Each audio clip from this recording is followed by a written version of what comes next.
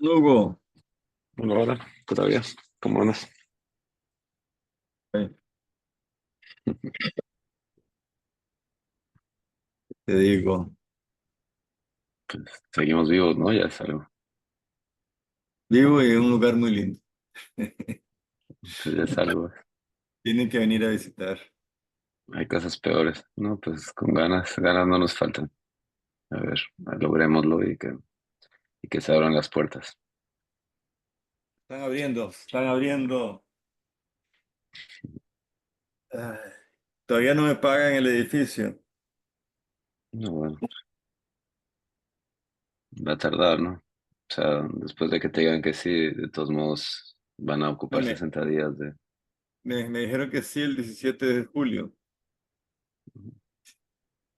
Estoy evitando cobros judiciales en este momento.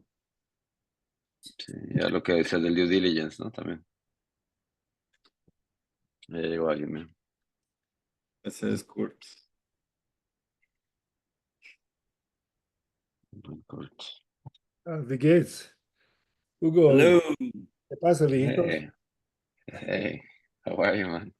I'm all right. It's good to see you. You're Doing skinny. great. I got skin on my head and I got the little facial hair. I'm trying to catch up with Edward, you know? Yeah. Can't catch up in the hair on top, though. But you're about 20 years younger than I am, so that's good. Who's 20 years younger? Hugo, yes. Yeah. Well, Hugo's for sure 20 years younger, but how old are you now, Edward? I'm 66. Oh, see, you're only 11 years younger. No, 12 years. Whatever. I don't count very well. Good Yeah. morning, Joy. Hey, Good Joy. morning. It's so nice to see your faces. Yeah. I'm really excited about today because this is the August 8th, which is a auspicious day in the universe. And I'm finally getting just so that you guys know, I'm finally getting all the different pieces lined up to be able to run a global initiative. And I'm really happy about that because the Mighty Networks group Uniting Creatives is coming together so that we can pull the grandmothers and grandfathers and grandchildren together to build a whole new world, which is what we got to do. So I'm excited about hearing you guys.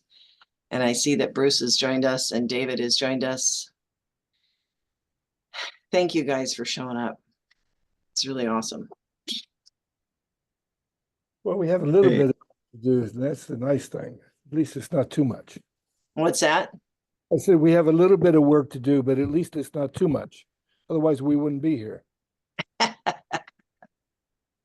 Well, people have I'm different opinions. Huh? I'm in my special office today. Awesome, Bruce. Thank you. Wow. It's the only place I can get reception. Lucky And you. last night we swam in the bioluminescence Oh, it's awesome out there. at about midnight. That was amazing. And Oh, you're sorry. How island? cold is the water? How cold is the There. water and what island are you on? Orcas Island. It's very cold. That's what makes it even better. So you're I look at measuring, the bioluminescence from outside. That's Oh, because it's he's crazy spoiled. He to lives see down it. south. To see Yeah. that green glow just around your arms and going rippling out in front of you. magic of nature. Celebrating the earth. Celebrating the earth. So because I know that it might take a minute before we get the other people online. Just to let you know, Edward, I worked a lot with Roz and Tracy yesterday to start getting the organizing platform to organize the humans on Mighty Networks on the Uniting Creatives platform. We did a bunch of that work yesterday. I've got some of our, here's Tracy. She's one of our people who's going to help us a lot with Uniting Creatives. And she is what is it? You're connected to World Systems. Explain that briefly to these guys just before we start. Yeah, I've been working for a nonprofit called World System Solutions for 3 years, and we are intending to make a technology platform that will help the world unite and solve the climate crisis. And we're this meeting, we're hoping we're going to send to John, who's the CEO, and he's included in this process. And we're grateful to learn from you.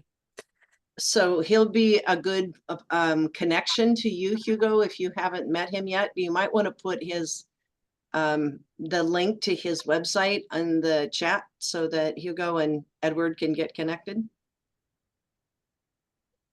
I've spent a couple hours with him to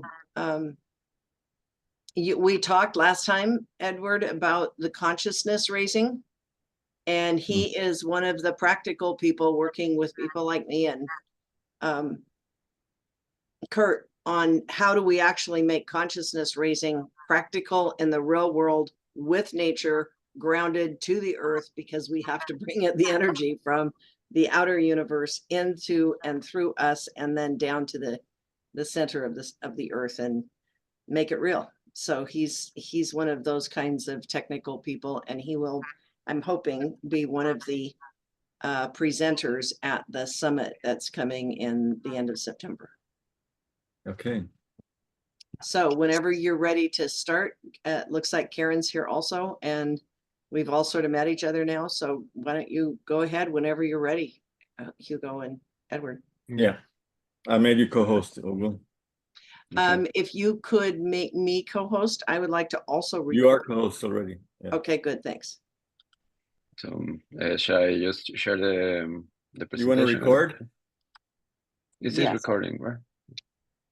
Is this recording? I am recording. recording. Wow, I am Good. recording. Thank you. Okay. I think only one person records. I think whoever's. Yes. Joy's recording, I think. Oh, good. Thank you. Hugo, go ahead. Okay. Well, let me just put it as presentation. Can you see my screen now? Yes. Perfect. Okay, so thank you for being here. We've been working for a while together with Edward, and we're putting together this presentation especially for you. And just to put some numbers about the things that we have achieved. And UCI, by the numbers, has achieved more than 5,500 graduates in 30 years in 54 different communities. And I think it's quite an achievement, and it's important just to recognize it, because from there we understand that we are not working from scratch. And likewise for 7 Vortex, we have more than 600,000 page views, more than 500,000, 250 bubbles, and 17,000 ecosystems. More than 6,000 people already being a user, and we've been online more than 7 years. And this is also important because I can see lots of initiatives going on, but times the years that we've been working on that and adding people, adding initiatives, it also works, right? And it's important for everyone just to understand it. So to give you an idea of the community platform, which is 7vortex.com, we are already present in 176 countries, and we have reached more than 5,000 cities around the world, which I think, just for being a couple on our side and a small team, it's quite a lot. We have also reached important people in the regeneration movement, like John Fullerton in the Capital Institute, John DeLiu, Kate Raworth, Daniel Wall. This is from Janine Benius from the Biomimicry Institute, let's say the founder of Biomimicry. People working on MIT and the Biomimicry Institute itself, mapping their network in 7 Vortex. So yeah, quite a lot of collaborations. Of course, I also work with Kurt before, and with many others. This is what we've been doing, not just imagining, but really getting hands-on on making the difference. And what we want to introduce and to present is this idea of online education marketplace, because we really think that we need to make it work as a regenerative business. And at the end, you will better understand what a regenerative business is. But it's really simple as an idea. the education being the UCI, let's say the driving force for education, and building Seven Vortex as the next marketplace for this education and this knowledge transfer to happen. So as regenerative infrastructure, this is what we want to build. And the question for the last time is how much you need and for what, how do you want to use it? Just to make it simple and straight. In terms of education, we're looking for 1.8 million, and it is more about community engagement, micro-certification, and content creation. And for Seven Vortex is 2 million, which is for impact evaluation, which is also an MRB. You will see, I will explain it. And co-creation opportunities as for working together in projects, and also building the interface gamification, which is something that we've been working also in the Netherlands with some other teams. So if we come to these numbers, then we see that the business model will be the percentage of the peer-to-peer transactions and the content sales, let's say. And this is what the first part of the year one looks like. Our intention is to make it profitable, so we don't need the next part of investment. But of course, we're thinking about always building new content and the regenerative centers, AI services. So it really depends on how we move the first year, the needs that we will have for the years 2 and the year 3. And the idea is to build these new markets that are very much needed for the planet, also to work as business instead of just extractive. So we're used to the maps, but let's say that this is a very simple map that put together the idea of bioregions, that this is what we've been watching over the years in regeneration, and the pioneers, which are people that are active working on regeneration. And not to forget that the bioregions are based in water, so the watersheds. And this is very important because we tend to forget about the watersheds on its own.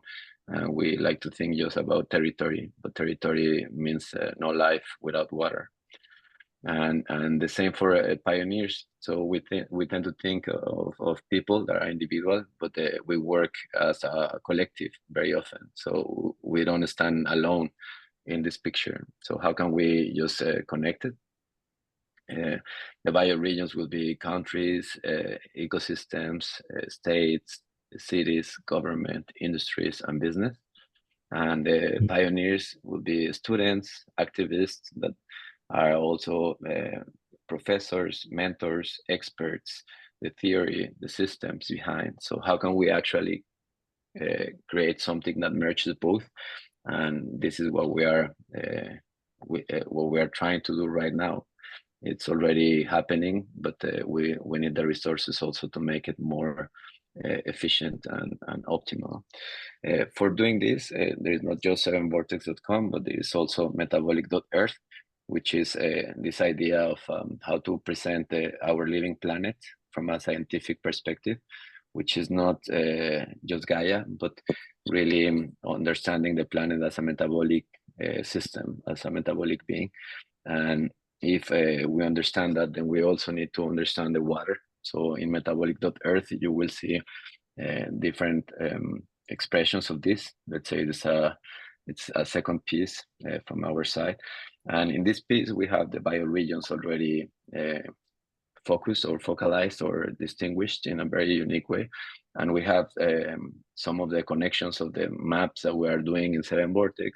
They're already going on there. So this is very important because we've been working on collecting the information at a local level, but in a bioregional scale.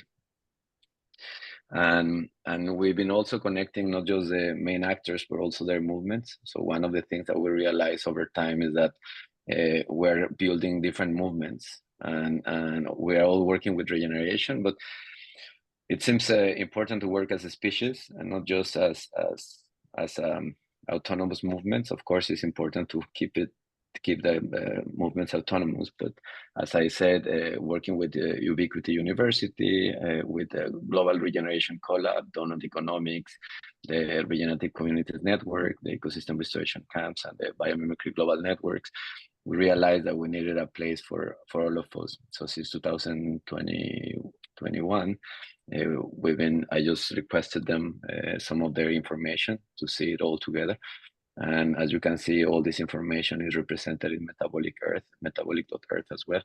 And the idea is to raise hope, right? Because we need to understand that we are not alone, and we've been working on this for a long time. So if we understand until here, is there any doubt? And then I will go into some of the specific tools that we use in 7 Vortex that we've been using over the years. Thank you. This is awesome. Thank you. So let's say that being actors, I mean, most of us, as I understand, but I've been also working with Eduard on the ground for years now. So we have this idea of the globe, the metabolic earth. We have the idea of the 7vortex.com. We have also built a community around with the Hive, and let's say the oldest system that I have developed is this idea of impact rings, or MRV, which is monitoring, reporting, and verification system over the years on the place. Okay, so if we go into the bioregion, then this is one of the systems. Virtual Gaia is a name that I built for a client, so we can have use technology to get into a specific region and to see the watershed, and to see the use of land, and to see the green coverage, to see properties, and to use this kind of information just to build upon the bioregion, but at the same time gathering all this information together in one place. What you can see here is what we have done a few years ago with Eduard and Costa Rica Regenerativa, which is really understanding territory and using it for understanding the impact and the development on the organic gardens. Also creating the network, and by having this Hive and the dynamic profile connecting the community. If we see the rings, as we call them, as I call them in the beginning, this is, for example, a portfolio of projects that have been developed over 1 year. Some of them started afterwards, and this is a radial time, so you read from the center out, and it is January, February, March, April, like month by month. And this is a gradient that has been developed with the local team, with the technical team, to understand how to work with regeneration. And so I will run for more examples, but I think it's important for you to understand it. So for example, when we see the SDGs, the Sustainable Development Goals, it's a system that hasn't been developed as a system. So it's very difficult to understand it over time. And in business, mainly, we have all this visualization that gives us a picture, but it's very difficult to see multiple variables in one dashboard. And this is what we have developed to see the time, the radial time as the development rings of the trees. This is called dendrochronology, and it is reading, as I say, like time 0, time 1, time 2, and time 3. And for example, it allows us to see in the SDG number 4, which is about education, we'll see that it was in red in time 0. And then if this is just colors, there is no real data behind, but it's just to show an example. If we invest in education, it is easy to move into the next level. Although when you see climate, then it's a longer term variable. So it is very difficult to see it all at once. And this kind of chart allows us to see it. So it was developed as an impact evaluation tool in 2009. And it has been tested with many clients all over the world. With Eduard, we work also with the Savory Institute. And one of the courses that we got into Costa Rica was about how to measure all the holistic cattle farming. So they already have their way of measuring. It is nothing that we need to invent, but this is just a way to visualize it in time 1, time 2, and time 3. Like a water cycle, community dynamics, carbon productivity, energy flow, and mineral cycle. And they also use this kind of gradient. So it makes it very easy. And in terms of impact evaluation or transformation evaluation, it allows everyone to bring their indicators and to not to discuss about which is the best indicator, but actually to converge into how to visualize it so we can actually understand our impact and make better decisions, which usually it is blurred or ghosted by a number, right? We think that a number will be magic, but it is really about understanding the system.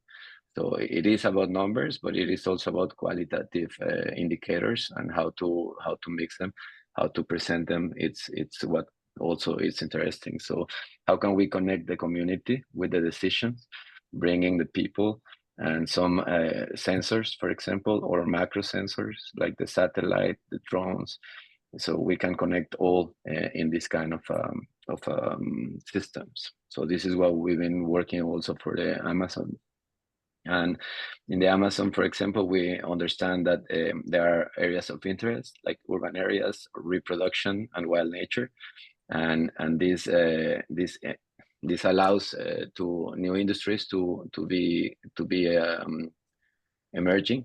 And so, for example, cities, they are not just smart cities, they are living cities. I also work in Humanity Rising for that. And innovative education, organic agriculture, holistic catling, sustainable fishing, active or regenerative tourism, and wise indigenous, like wisdom, indigenous wisdom, sorry. So how can we make all this converge? And this is one of the reasons why we did 7 Vortex, because we wanted to empower the voices of the earth in one system. So how it would look like if we can connect, for example, the bank, the government, the indigenous people, the entrepreneur, the foundations, the treaties, and bringing this information, legal information, to all of them, or bringing to the government better information so they can take better decisions. And this is what we are connecting as coordinated action. So as I said, regenerative business, and this is just, let's say, the big summary. We've been looking at all these institutions that are working already there. So evolution happens from what exists, and then we bring what exists into the different realm, or we evolved as reality allows us. So the institutions like government, banks, corporates, or universities, they are working or involved in a bioregion, which is the watershed, the urban areas, production, wild nature. And these are the regenerative industries that are emerging. So we need to give a home, a host, and tools, which is what I presented for all of them, to be able to co-create projects and to move forward together as collective and as a species. So definitely it's our goal to regenerate the earth. And when we put all these movements that I showed before, like in metabolic earth, all together, and we give them just one color, we see all these like purple dots in the planet. And I think it's very hopeful because then we realize that we are not alone, and we should organize something that allows like everyone to get connected. And I think this is the main idea. So thank you. So are you complete with that delicious, delightful, extraordinary presentation? I mean, that's like outstanding, Hugo. Thank you so much. And thank you, Edward, for all of your intense and deliberate and purposeful work, and the love that you guys obviously have for life on this planet Earth. Thank you. That was really beautiful. Thank you. A lot of work behind it. Well, So it what do was succinct because all the work you've been involved with so long, and so all the contributors that you've amassed. It's beautiful. Yeah. And it's all there when we thought about artificial intelligence or even collective intelligence. We've been in 7 Vortex, and we've been already gathering all this information that is waiting to be connected for good, right? Because it is not connected with Google or with Facebook or with anything else. It is really independent because it comes from this deep intention that comes from nature and living into the wild. And it has been designed from a place of love many years ago. And I think intention matters, and my voice was to bring the voice of nature into the digital realm. How Hugo, can I'm curious, do you work with the Planetary Boundaries Framework from the Stockholm Resilience Center? Definitely. It's, Since let's say 2009. in that side, of course, we work with that, but on my own, I'm using the indicators. It depends on the situation and the reality. But of course, those are a reference, and this is why it's important also to partner with UCI, for example, because they do master this part. So it is more creating the conditions for them to have a platform where they can connect their knowledge. But this content, it is delivered by UCI, and I know that you have courses there, of course. Can you How speak come- more about that, Edward? Actually, it sounded like you were going to say something, Bruce. Oh, how I can share a couple of photos. I'm not able to pop them into the chat for some reason. Yeah, the chat is not allowing putting photos, but you can sometimes share the screen if you want to. Okay. But,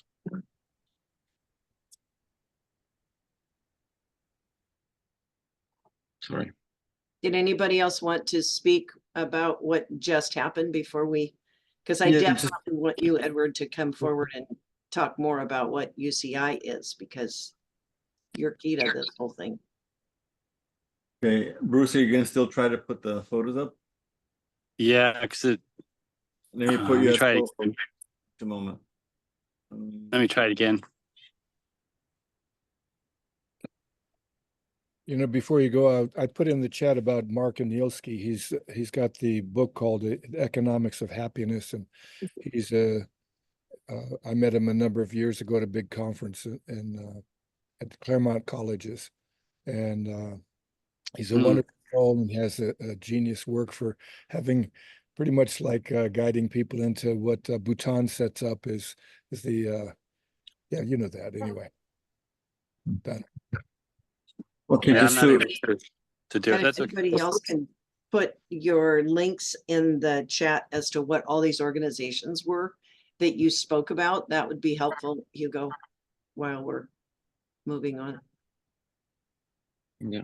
Go ahead, Edward. Actually, can I say something, Edward, just before you yeah, go? yeah. All right, go ahead. So in Seven Vortex, we have these collections in the part of Discover. So this is the platform. It's open for everyone, and those who have a user, which is for free, they can go into the Discover part. And in Discover, you will see some of the people that I've been working with. So you don't need to rediscover the hot water or the wheel. Yeah, and this is an open repository. From videos, for example, Eduard is here, Indra, Stuart, Yuval Noah, it depends, even Donella Meadows, so people that has been inspiring me, and others, I've been putting it here, so everyone can have access to this. Thank you, Eduard. Yeah, this shows the power of collection. Yeah, just to give a brief, well, follow up with David's question and to you, Joy, about the university. So I founded the university in 1994. It was 2 years after the Rio 92 summit. In the Rio 92 summit, for the first time, it became clear that in order to move forward, we had to change our way from disciplinary approaches to transdisciplinary or multidisciplinary, what we called it at the time. So how to integrate sustainability, economics, and society. And academics, academia as such, and science as such, has been very reductionist, and that is what has gotten us into the mess we're in. It's our own fault from the science side of generating, let's say, wrong science that led us into the wrong pathways because we didn't understand the systems. And we didn't understand the power behind nature and behind all this quantum space, and now we are understanding a bit more about the spiritual dimension and how we can actually shape things with the way we see, with the way we think, and we can make things happen or not make things happen. So that spiritual dimension has been tremendously important. So 1996, 2 years after founding the university, in my work in sustainability, I included the spiritual dimension as one of the most important ones, and also the culture and politics, which were left out in the systems approach to sustainability, which was only economic, society, and environment. We forgot culture, which for me is the most important one, because it's not theater, opera, arts. It's about the glue that holds communities together and gives identity. Mhm. And it has to do with food, it has to do with history, it has to do with where we're coming from. And it also gives us the ground to move forward into a better future if we can get everybody to decide that direction. I think one of the biggest damages that has been done to the world is the US non-culture. I mean, kids are kicked out early. Everything's about me, and that went prevalent to the rest of the world. It was a good export. So people lost their connection to the cultural bond of the community, which is immediately tied to their environment and nature. So the disconnect with nature comes from a disconnect with the spiritual dimension and the cultural dimension. I remember I used to go to a lot of these meetings with presidents from other universities. Sometimes there were 100 presidents from different universities, some of the very famous ones. And whenever I mentioned that the spiritual dimension had to be included, they'd look at me like, yeah, what did he smoke this morning? It was just like hocus pocus, or it's religion. Go to the Department of Religion. It has nothing to do with the religion. So today we're understanding more about the power of quantum and all these curing people with vibrations, the different hertz that have a different impact. And this is what nature has been doing all along. So about a decade ago, a bit more over a decade ago, I actually understood that sustainability was not achievable anymore.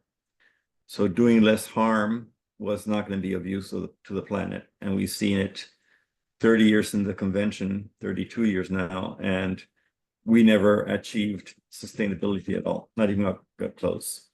And especially if you look at the definition from 1987, the first time it was defined was in the Brundtland Our Common Future document. And it said about not, leaving future generations basically the same opportunities that we had. And we know today that we just ended up mortgaging their future, and we're still doing it. So the only way to move forward is looking at regenerating the planet, and that's why we started working on regeneration. So we are now focused on regeneration. I actually get very allergic when I hear still the idea of achieving sustainability. We're way beyond the planetary boundaries. Again, science failed because it has put the whole world, science and politics and corruption, has put the whole world on the CO2 issue, carbon. And if you look at the planetary boundaries, it's one of the less important ones. I'm not saying it's not important, but it's definitely not the priority. The priority has been biodiversity loss, followed by fertilizer use. And fertilizer is something we get rid of immediately if we didn't have the wrong science and if we didn't have the corruption between these petrochemical companies and universities and academia and science and politics. So of course, in the last years, we've been able to measure the plastic and chemical pollution. Those are the novel entities. We've been able to measure land use change, of course, but for example, in land use change, soil degradation has not been looked at as the most important issue. We've destroyed 75% of the soils in the world, and that leaves us very little chance for developing future food systems, unless, of course, the Bill Gates managed to convince us to eat the chemical, artificial food, which is causing a lot of the damages. There again, we go to the health side. All our obesities, gluten intolerance, Alzheimer, autism in kids, it's all a consequence of eating the wrong food, which was developed by science. So we lost track of our wisdom, our original food production. We already know that the nutrient density of regenerative food is a lot higher. So what we're trying to do at UCI is understanding this complexity and developing programs that allow, I used to call them, I don't do that anymore, but we're here now between friends. I used to call it recycling of professionals. But they didn't like that term. But one of the most important challenges that we have right now is getting them to unlearn. So there's an unlearning phase, and then relearning, but understanding complexity and then understanding holistic approaches. So I think up to now, what I've seen, we're basically the only university that has focused on regeneration in the larger sense. So a lot of people relate regeneration to agriculture, but it's way beyond that. So we work exactly on those 6 dimensions I mentioned before: functioning Mother Nature, connected to the spiritual realm, and then working on economics, regenerative economics, culture, society, and politics. I think politics is another thing we have to really grasp on. And I wish we had young women running every country. Then we wouldn't have the wars. We wouldn't have the military complex making all this mess of the world just to be able to sell their arms. So right now our focus is on scaling, and we need to move on to a different system of education. So understanding that the traditional educational systems right now are based on curriculum which have been developed 10 years ago, which are rigid and are not responding to the needs of the students. A lot of the students don't care to spend 5 years learning a career and owing money for the rest of their life to the system if that career is not going to allow them to solve any of the current challenges. And many of the professional careers, and if you add AI right now, it's even worse. I mean, a lot of businesses and professional activities will be completely obsolete. We already have hospitals run by robots in China with more efficiency than with human doctors. So the concentrating on knowledge is a mistake, and that's what academia has done. It's important, but now knowledge is so available. Of course, now we have to actually get the competencies to be able to discern between correct knowledge and fake news and fake stuff. But we need to move, especially young people, but I would say everybody, to understanding that soft skills are not soft. They're actually the most critical skills that we should be helping any student, no matter what age, develop. So it's cooperation, not competition, but we've been trained since kindergarten to compete. So our future is exactly developing this complexity. I don't believe anymore in having a lab produce all the solutions for our problems. It's not going to happen. We need to co-create solutions together with people that are on the ground, actually working with reality. And the exchange of knowledge and wisdom will allow us to start working on building a better planet. So I'm not at all accepting that I need to work on climate change adaptation. I think we still have the opportunity to build a better future. And nature has been resilient. We were shown that during the 4 months vacation we gave it during COVID. Just nature came back all over the place. So it's still there. Time is ticking. We're still doing a lot of damage, but we need to move to a different space. And that third horizon, as the methodology calls it, is actually what we're trying to do. And to be able to do it, we need to scale. And to be able to scale, we need to cooperate across the planet.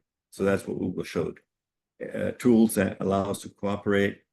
Our educational hive, I mentioned more detail last time, but basically it's a global learning system, not a teaching system. It's a learning system where we have mentors, experts from around the globe teaching their modules, but then we have an integrated system and students can actually design their own pathway based on certifications. So a student can go for tourism, but he can then also include community and environment. So it's not a rigid curriculum. And then we have people that as they go along, they're already able to practice regeneration.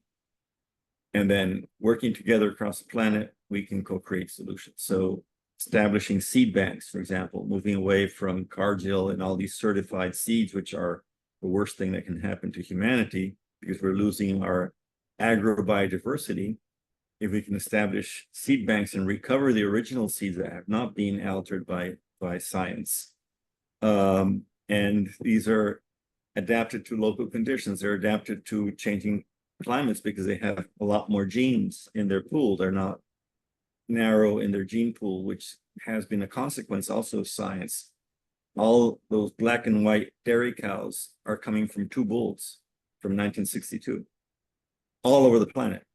So there is no genetic variation. They don't have the genes to adapt to a different condition. And that's happened in all of our development processes. And academia is still showing it. So what we're doing is just thinking holistically and trying to get a whole learning ecosystem. I don't like to call it with that word, but it's being used a lot. And that's what we're doing. So I'll leave it at that. I don't want to take more time.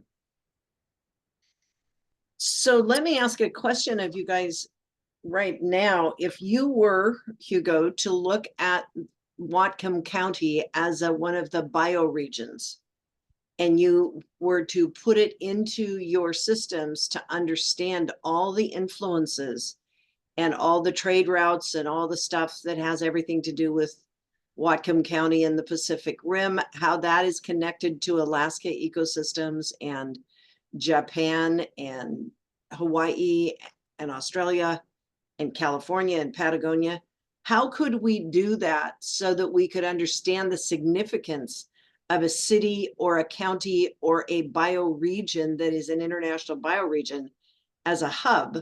How could we do that to be able to get a picture of the challenges we face and the opportunities we have here to build an eco-education, eco-cultural, eco-entrepreneur enterprise, like a whole new city, state, bioregion that could serve as a model for doing it in other cities and other states and other regions of the nation? Do you have a city like that you could model it after? Or are we inventing something brand new? Well, it is both, right? Like as I said, evolution works from what exists. So it will be too much to say that we need to invent it all, because it is more about connecting it with the right intention. Okay. And this is what Virtual Gaia is, which is one of the projects that I did. It looks very it's the same piece that metabolic.earth, but in this one we're focusing in one specific region. So just to give you an example of how it works, so we can go to this specific region in Panama, and in Panama we'll have as any other valley or watershed, you have different properties, and you let me show you here.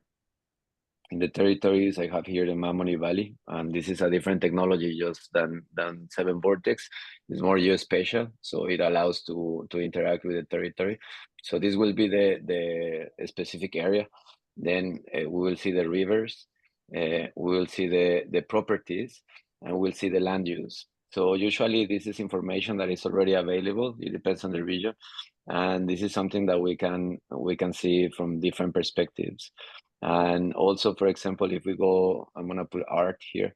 Another project that we're working there is the Hudson River in the United States, where actually you can even connect the watershed as the river basin with art, and doing local projects that allows like the money to be spread in a way that helps the local community.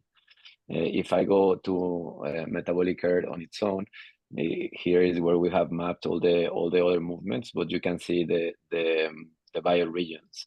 We can go as granular as we need, and these bioregions has been let's say shown by oneearth.org.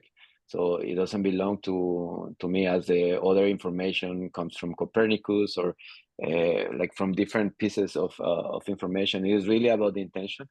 I consider myself more like a bioartist, and I'm creating the information. So with the intention of understanding, in this case, the living planet. And for example, we can see here also indigenous territories that we are not used to seeing. Let me just put it a little bit darker, and I'm gonna take out the water part, so we see it differently.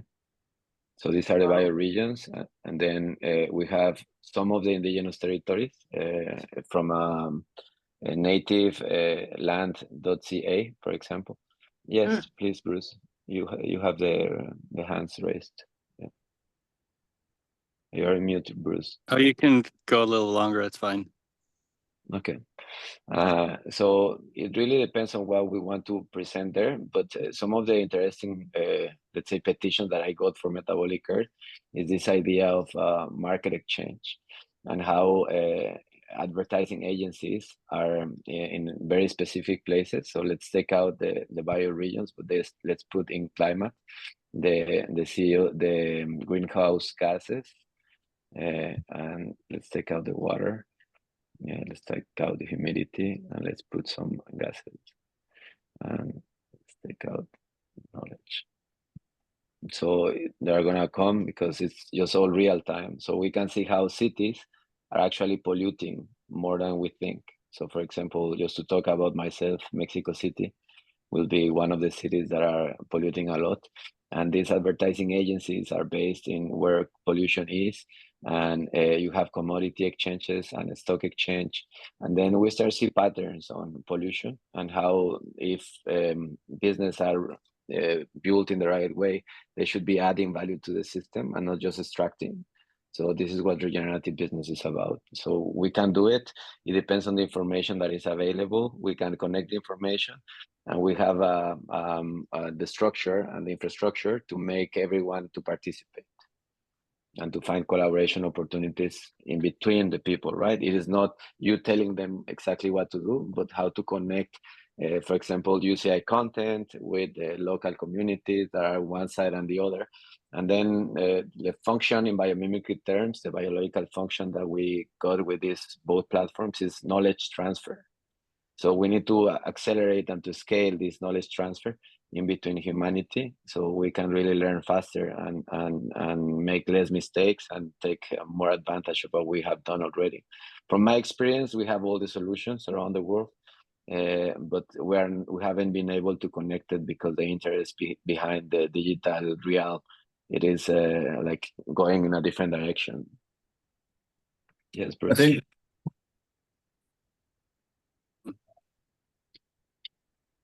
Oh, I was just gonna, is there a way to turn on so I can share a little bit? It'd be a lot easier to, you can share your co-host.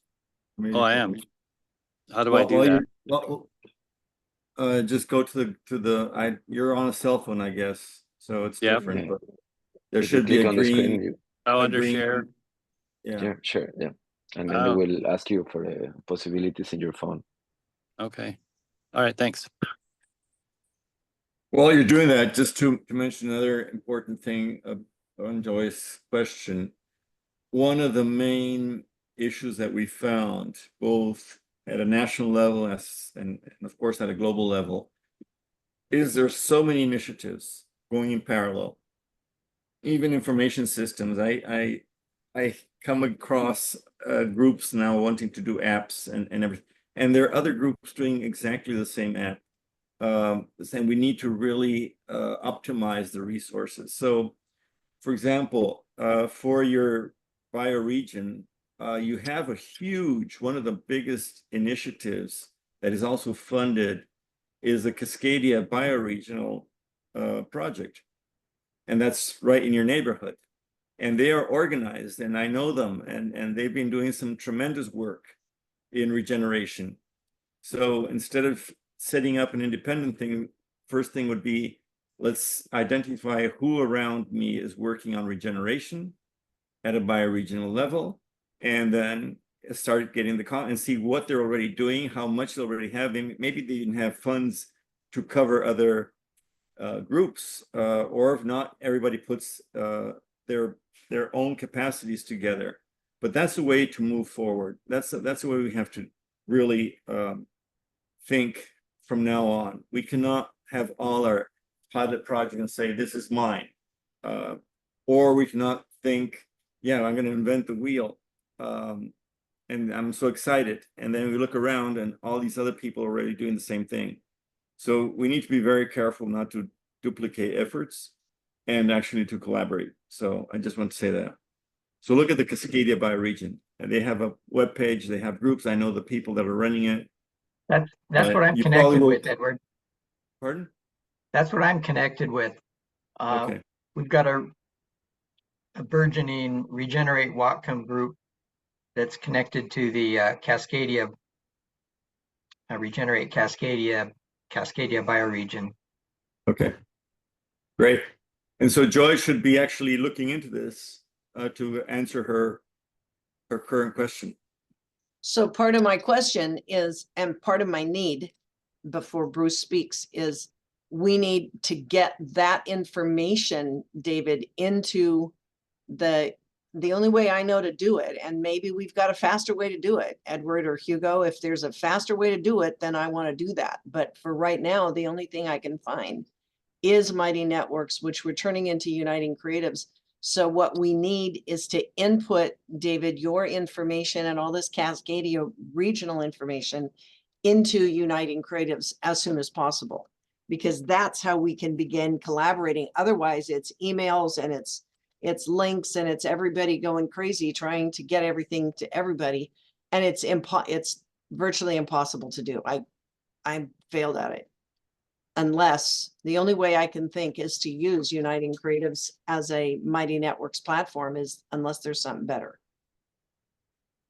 So let's do that as soon as possible, because that would be awesome.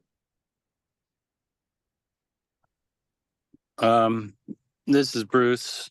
Yeah. Can you see what I put on the screen there? Yeah. So talking about starting small. After the last call, I created these two diagrams that are very simple mapping out of, so like this would be the Whatcom Creek Greenway. I'm looking at the Whatcom Creek Greenway, New Civic Heart, and then the 5 components that I identified as a starting place. And then the other image, there's like these satellite projects, which would be like River Farm, Van Zant Hall, and I also have the Wolf River Greenway in Memphis, Coastal Watershed Council in Santa Cruz. It seemed like there's, and then the Discovery Park Visitor Center in Seattle. So these are all active clients projects. But what I'm needing to break through is something like what was just presented as a whole story, to kind of get through the existing conversations to start a new conversation. Because right now, when I speak, people kind of like, oh no, we got more important things to talk about, but they're basically just creating systems that are part of the degenerative conversation. So like being able to open up River Farm. There's the property I'm on right now is several hundred acres on Orcas Island, and that's the Indralaya. It's the Theosophical Society. This is a place where we could hold workshops. There's infrastructure here to do that. It's connected to a whole community of people to start the mentorship programs and educational opportunities. So I just kind of wanted to show just a small, like here I'm starting small. And the story I'm seeing is that just saw would be perfect to kind of like shift the conversations for these starting points to start actually working with the other organizations. So I don't know how to get out of here now. Stop sharing. Okay. So Okay, there we go. Thank you.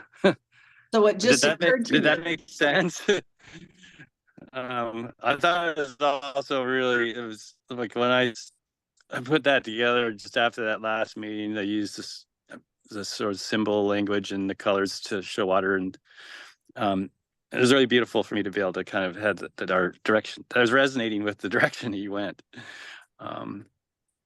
Yeah. Totally. The Genesis Institute is also working on that and the story of a place, right? And the place source identity. This is what we need to strengthen as well. So I think it's very, very aligned with what we're saying, but having a different level of conversation, like already thinking that we do have this consciousness of being part of the same living system, I think is very important. Yeah. Yeah. So I guess somehow if I can, at some point, if I can share some of these presentations to shift the conversation, to kind of grab people's attention and go, oh, wow, yeah, we want to know more. And then have another Zoom call like this to follow up. Then I can get some of these, what I have like 7 potential directions to start moving, to actually do on the grounds community engagement type work. So what you're really talking about, I'm loving this conversation because Edward, you're giving us a real clarity around what we need to be aware of, what we don't need to be aware of, what's actually taking us off course, and then what's bringing us on course. And you're showing us what we need to be focusing on. So your overall knowledge will help us to understand how to format the Uniting Creatives platform so that we can gather the right information into the right places.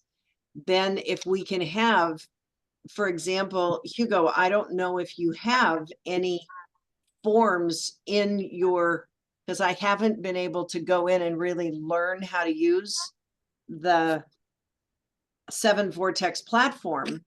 But if there's a form or a checklist that says, and maybe it's Edward and Hugo, you guys already have it, but is there some kind of a form for us 50, 60, and 70-year-old people who do not use the internet and who do not use those tools to be able to capture what do we want to say, or what do we want to hear, or what do you want to know about our projects so that we could create projects that are on purpose? Do you understand what I'm saying? Yeah, I think this is what the EduHive is about, to connect your experience with other people. And this is why we're also requesting money for the infrastructure, because we need to co-create it in a way. We used to have it as an experiment, and we know that it works, and we're connecting to find collaboration opportunities between peers. So it doesn't. Well, that's right now it's really about connecting capacities and trying to find the good way to work. So it might be the starting point. Sorry, Kurt. Oh, no worries, mate. I mean, my goodness, what's been going on in my head is the reinventing of wheels. And instead, I look at a school. I'll use the University of Colorado where I graduated from. If we can approach I don't know, the chancellor, whoever we get to be able to approach, and offer the idea of having a, quote, new school, just exactly what Edward has been depicting and we are envisioning, and we give them a rundown with all these incredible facts that have just come forth today, very clearly, very understandably, and put it into a package that will sell it in an hour because of the impact that it has on touching the heart of a person who's been in education, trying to educate people for a better life. Everybody who's in education basically wants pretty much that idea to be put forth in their field. Now, how do we get this into, I mean, there's so many people at a university that have our same kind of thinking in their own little box in their university, but they're in a box. And if we could get them into a bigger box like a school of regeneration or whatever term we would have for a school. I've been rambling. I'm going to stop. Thank you. Yeah, no, just Kurt, just to give you some feedback. I actually met with the main advisor of I think he's the provost of Colorado State University. And I've been talking with their international affairs person, and I've been talking with agricultural school. It will be very difficult for them to move forward. It's like a white elephant. They're rigid, and their structures are rigid, and they have different bosses for different fields. That's a reductionist structure. And that means one of the bosses has to give up for or be under. So I tried. I've been there. What's happening is there are new organizations coming up.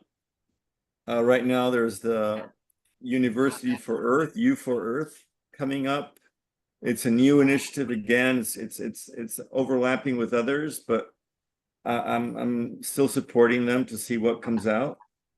But it's like the Three Horizons. We need to build something new, different, that does not have the old structures, which tie you into the reductionist approach. I worked with the University of Michigan and their natural resources school, and also with the economics school and with the politics school. We couldn't get a single project which went across the schools in these different fields. I just don't see the amount of effort we'd have to put in to have a university like Colorado change its structure is complicated. So I just want to share that experience because you mentioned that we should try to contact them, and I'm speaking with them.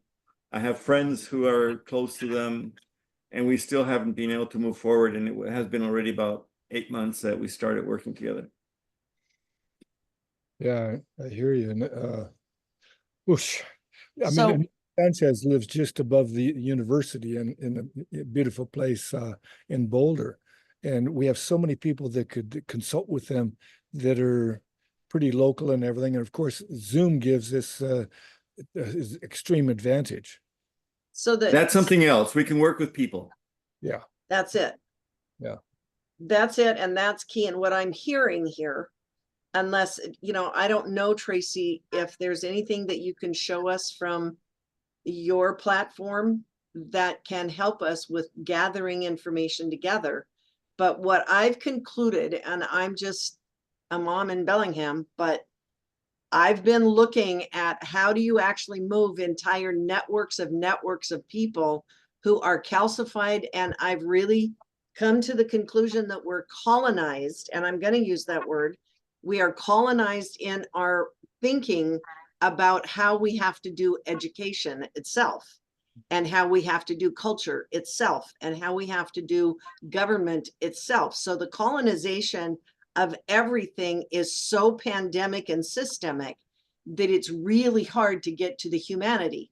So one of the things that I concluded just in the last 2 weeks, as I've been pulling these different things together, is that I am humanizing my picture on everything I do. I'm no longer just using a logo.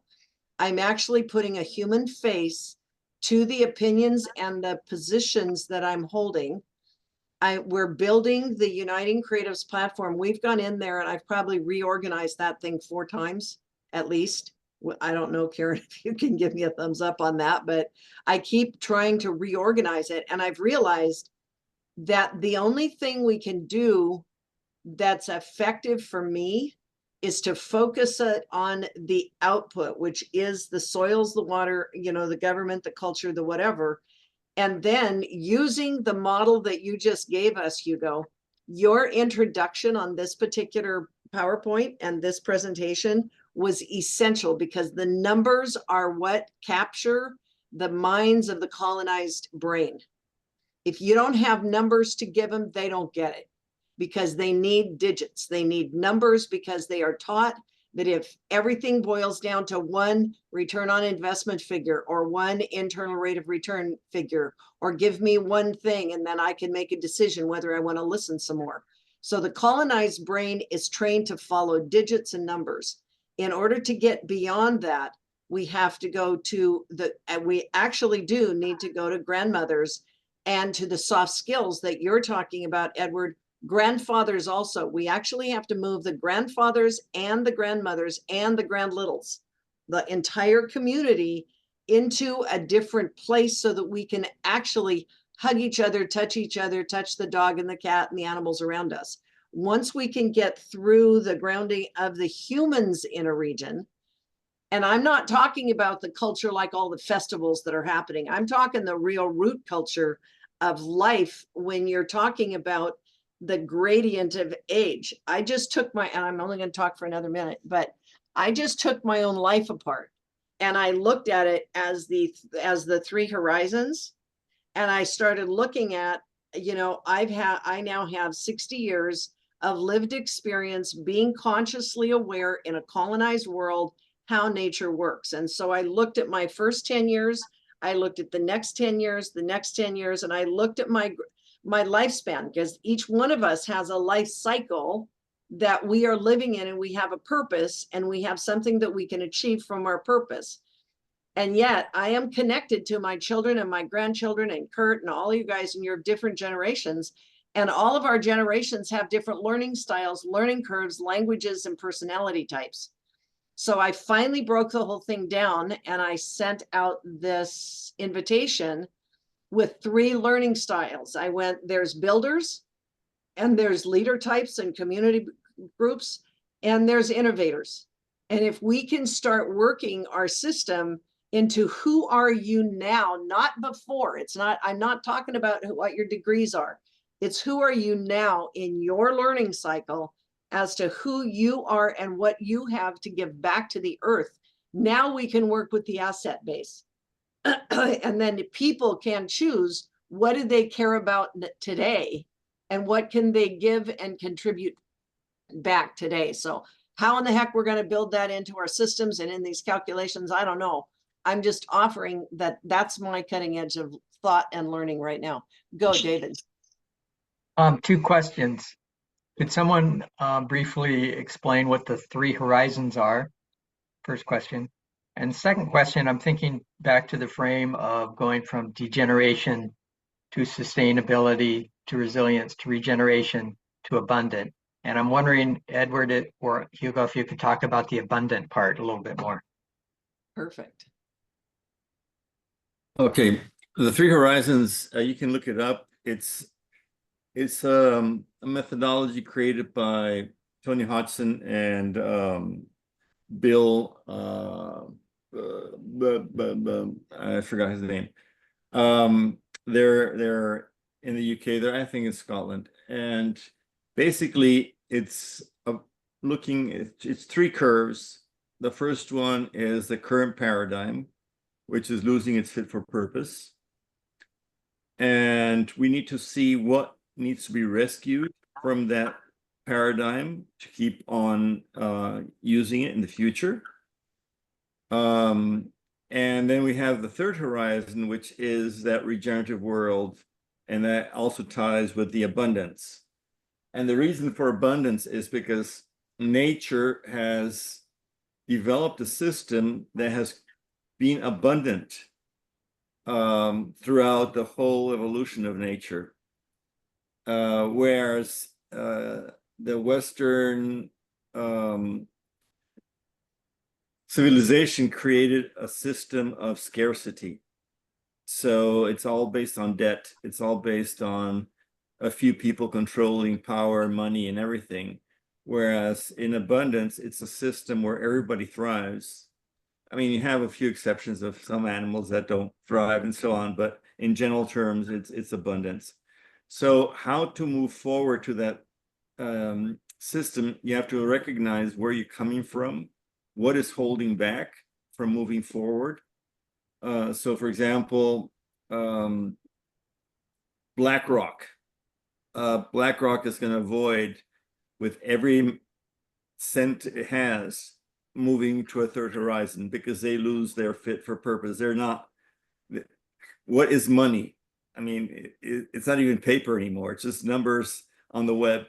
So a company like BlackRock that owns half the world already, or more than half, about 80% of the world, together with the other three of these, it just loses completely its power, loses everything.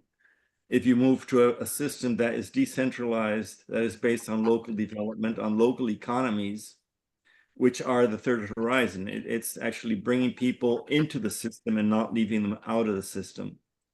So I'll put in the link a very short video from Kate Rayworth, who explains it a lot better than Bill does, because these two people, they're older people, very academic, and you can see their YouTube videos too, but it's very complex.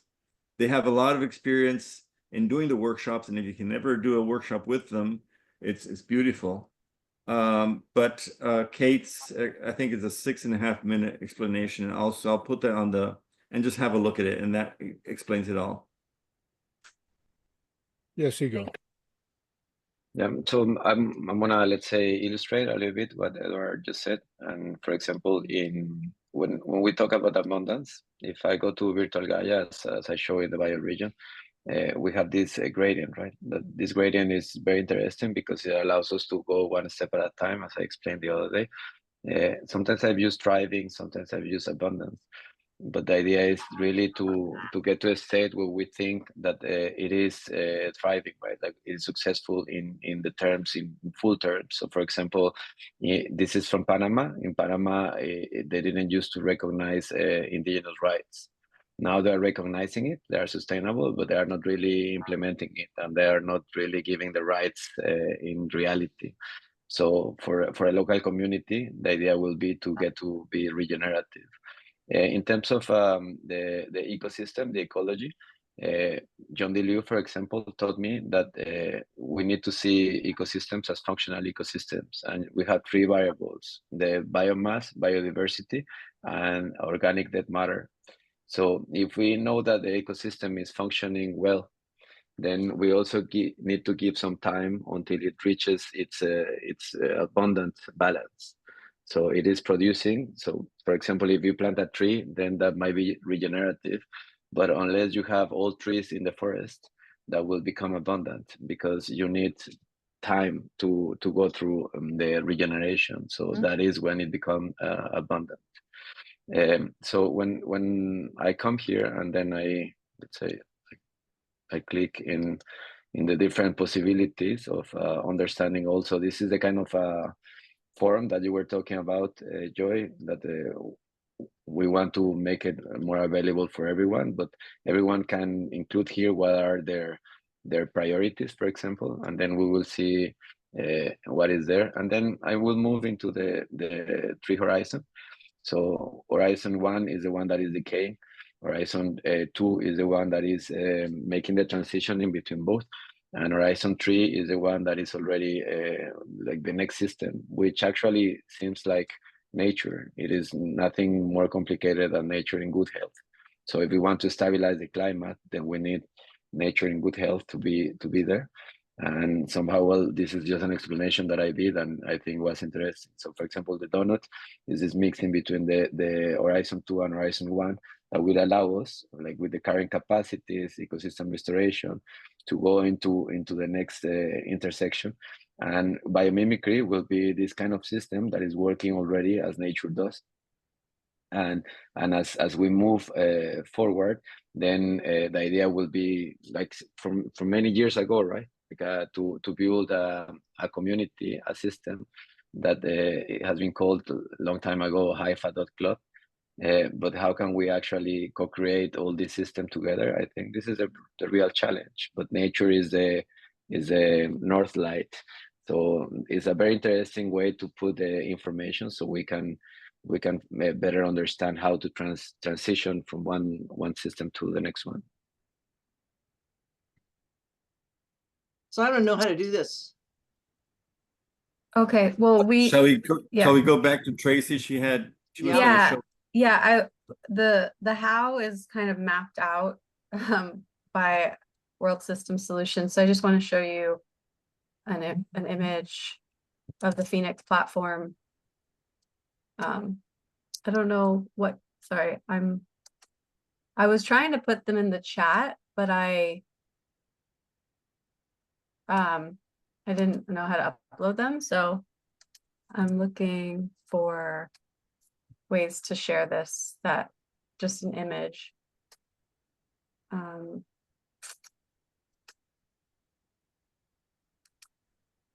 Sorry about this. I'm usually good Don't at, apologize. This is awesome.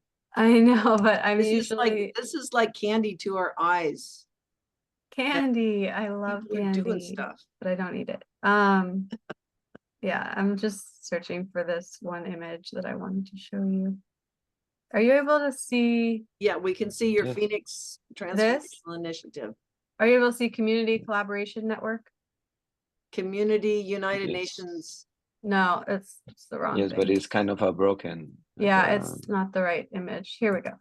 Okay, so this is like the Phoenix platform in simplified terms, I guess. I'm sorry. Okay, so See that? I was just trying to move this far. Yeah, so I'm not the best person to explain it. That said, it includes everything that you all have said, like Joy's Mighty Networks, this mapping of different places and like the 7 vortexes mapping system and the education, like it includes all of that. So this is the like overview of something we want to create that would be outside of the existing system completely, funded by people like all of our networks that are intent on making regeneration the top priority. So like where this is coming from is that regeneration, reharmonization of humanity with nature. And so I know you don't like sustainability, and I appreciate that. And sustainable and renewable efforts are all converging to be implemented through this. And so everything we've all been talking about is possible. We just need to, like we've said, come together, connect, put our tools and our expertise and our capacities together, align them, and make this happen. And we don't know, and that's what I'm wondering is how are we going to make that happen? And I think we're doing that now by just being on this call together and being open to working together, moving forward in a sustained way and connecting all the dots and like, yeah, efficiently figuring out how I love what you said. Don't reinvent the wheel. Don't do what everyone else is already doing, just like in your own world. Like we need to really come together, and that means dissolving any ego attachment we have to our work. Like if it's mine because I'm making money from it and it's not really serving. So we need to put service intention first. And anyways, that's a rant that I'm going on, which is a valid rant. And there's more information I have, just like a little preview, and I'm happily going to send this to you via email if you want to review it more. Where is it? Just the Phoenix platform overview. It's in a different doc. It's just explains it more, like what these things are. And it's been mapped out. We just need funding to actualize it. And so if we can come together somehow and agree on all the components that are going in this platform, put all of our ideas together and really make it one. Like that's what we need to do, is make one thing that works together. So hopefully that is inspiring and not like anything else. That's what co-creating is about. Yeah. So, Bruce, you got your hand up still, or new? Oh, it's a new hand. So like Joy, you said, where do we start? I'm thinking, I could start soon. Like now I'm thinking, okay, Van Zandt Hall would be the starting point because it has funding and potential more funding that's already available. If we're to do, like Hugo and Edward could do a Zoom presentation could basically train my mentors. And then outside the Van Zant Hall, I have a DOT project, which is a fish passage site. So the salmon can get up these creeks to the spawning grounds. And then that connects with the Lummi Nation and what's the other, Nooksack tribe. And so you start connecting the layers, and then there's another group of the woman who lives on the river farm. She's got several people she's working with to create this community forest. That's the 6,000 acre forest that butts up to my backyard. And so if I can just start one of those conversations and take the Van Zant Hall to do the presentation like Hugo and Edward just did, get them on board. I mean, I know they'll see it and go, okay, yeah, this is the path.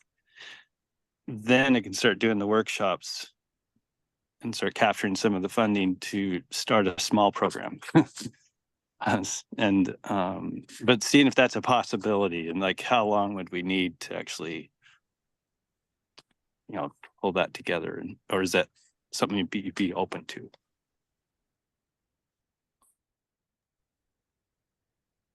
So I just, go ahead.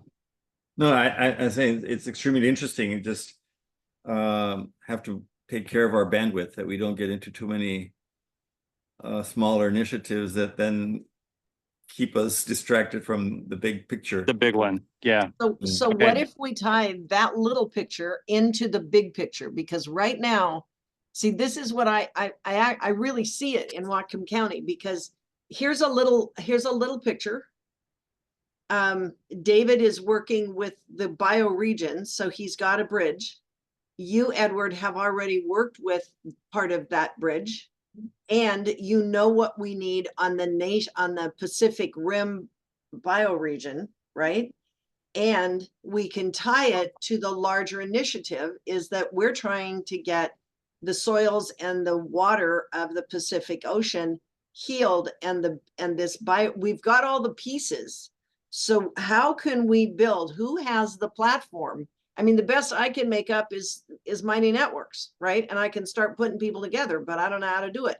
Who can build a project timeline of achievement? We start with the body of knowledge, like you just gave us, Hugo. We've got a little, I mean, we can start over the next 8 weeks. Let's put it in 8 weeks, because I want to host an event by September that we can record 3 days of first class speakers, conversations, and funding possibilities, people pitching what it is that they need to build an entire ecosystem of people where each person does their little piece. Because the secret, when I did it 1031 exchange projects years ago in real estate, when you take 10 different projects or 20 different projects, and they're all completely different, but everybody has a willing buyer and a willing seller, but they're not buying and selling the same thing. But how do you pitch them and put them together so that you're building this whole running? It's like building a new car. We're building a new car with different running gear. So who has a platform that can help us do that, so that we can record our videos and videotape us actually doing this work over 8 weeks? So that at the end of 8 weeks, we know that we have $5 million coming in here. I just posted a link to another foundation that we just found that is looking to do real stuff. And there are many foundations. We've got Roz is on the call here. She's a fundraiser who has been working on international levels with different groups. She can help us, but I need a place to land the material. I either need to put it on my Uniting Creatives on a new landing page, or Tracy, do you already have a spot where we could put these projects in a gradient and use the learning curve that you got, Edward, and let's teach our teachers how to do it. I mean, I'm doing it with pieces of paper. We ought to be able to do it with some technology tools. Well, And I'll even come and live with some of you guys and make it happen if that's useful. That may not help, but I'm just offering it. Whatever we got, let's do it. Yeah, I just thought of, with Evergreen Land Trust manages 7 or 8 different communities. That's right. Some of them are in the cities and 4 of them are rural. So we have Prague Tree Farm, which is that farm is responsible for why we have organic food in a lot of our stores. They started that movement. And now there's a new group in there that's kind of restarting that property. Well, and when you think So we about have that, a pretty good network. and this afternoon, I'm going down. Anyway, that's not the answer right now, but go ahead. That is part of the answer, because we've already got Whatcom County Land Trust, and I've talked to the founder of that, or one of the presidents, I forget his name, but he's very interested in trying to figure out how to solve our problems. So we've got people who are listening. We just don't have a roadmap to Whatcom from here to taking an entire bioregion and moving it to here. And we need that little, if we did it as a presentation and we showed the roadmap, here's what we do first, then here's 2, here's 3, here's 4, here's 5, who wants to build which piece? And then we organize those people, and then we can coach each one of those little pods to be the next layer. And together, all the layers grow up at the same time, because we're having to reorganize our entire brain and our hearts and our souls and everything. Yeah, go Mel. Actually, I was double checking because Tracy, I think you had offered something. I apologize to folks. I'm so bad. Obviously, I missed a very powerful presentation this morning, but I could feel it.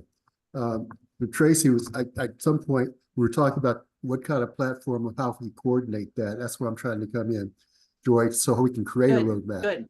And then I heard Edwin's concern about the macro and micro kind of. So I'm just trying to understand, Tracy, were you trying to respond to that in terms of, as you were listening, about offering a way to do that, or you believe you had thoughts about that?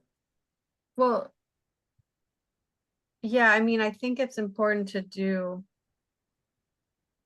It's hard to think of what to do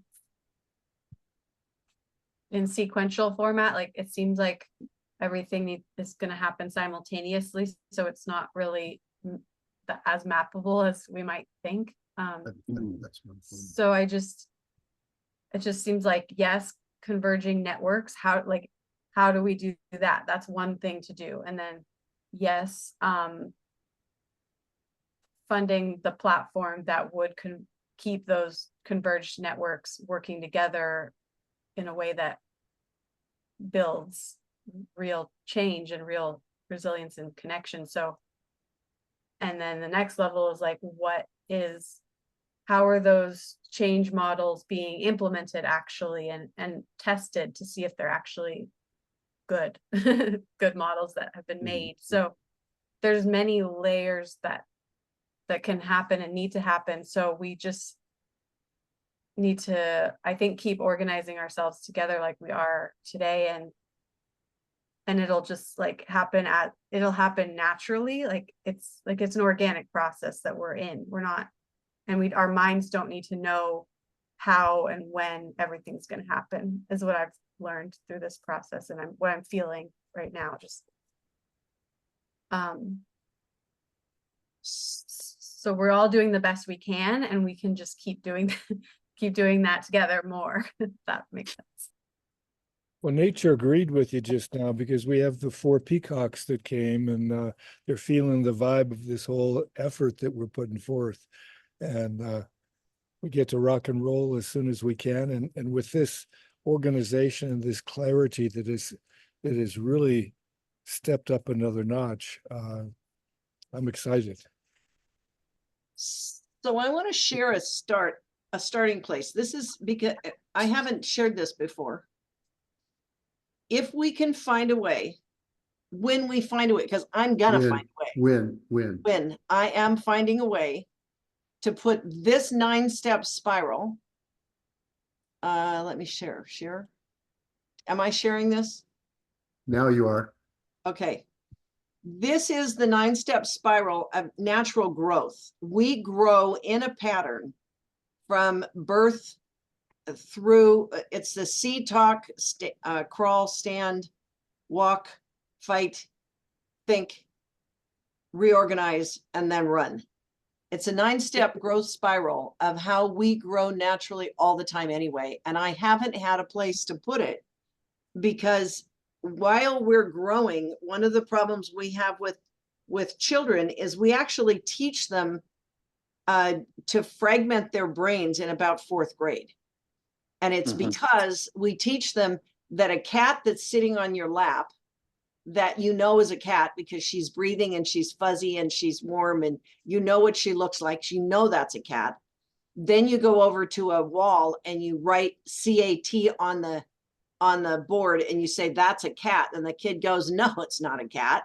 Right. And they're going, yes, that's a cat. And then you get in trouble as a child because you know damn good and well that that's not a cat, but they make you feel stupid because it's not a cat to you. And so this is the way we split people up. And in this learning curve, I'm not talking about it as a sequence. It's a learning sequence that if you get arrested, stop growing at one point, you start going backwards. You disintegrate, you break apart. So it's a sequence, but it's not a linear sequence. It's a growth sequence.